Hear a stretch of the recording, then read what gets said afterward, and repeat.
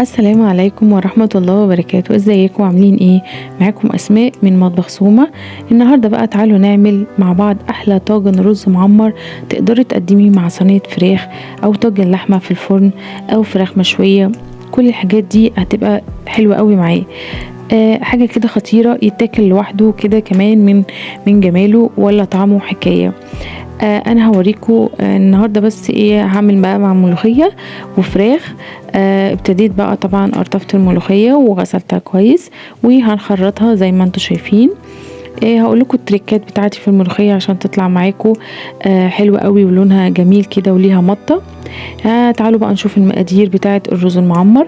كيلو الا ربع رز مغسول فقط مش منقوع، كيلو الا ربع لبن سخن ويفضل يكون طازه لسه جايباه، 3 معالق كبار زبده وملح وفلفل اسود حسب الرغبه، وممكن كمان بقى لو عندك حته قشطه كده كمان هتزيد بقى من حلاوه وجمال النتيجه في الطعم جدا. اللبن لازم يكون سخن بيغلي يعني اول ما تحطيه. وهنحتاج كمان هنزود حوالي نص لتر كده ميه مغليه برضو من الكتل.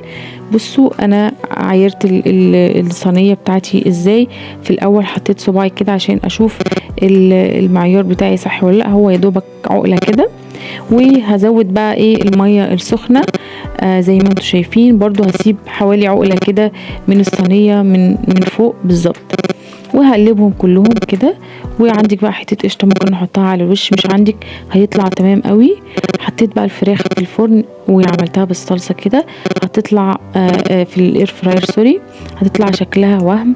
الملوخيه ما تغليهاش كتير، هي دوب غلوتين، وبعد كده ننزل بالتقليه اللي هي توم وسمنه وكزبره بس كده. بصوا بقى الرز المعمر شكله ذهبي وحلو قوي ومستوي وشكله تحفه ازاي، ولا الملوخيه لونها حكايه ولا طعمها ولا ريحتها مش عايزه اقول لكم وليها مطه ازاي، ولا تقيله ولا خفيفه، مظبوطه بالظبط.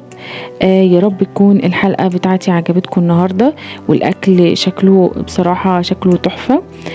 وعملنا الرز المعمر بطريقه سهله قوي. ما تنسوش اللايك والاشتراك، والسلام عليكم ورحمه الله وبركاته.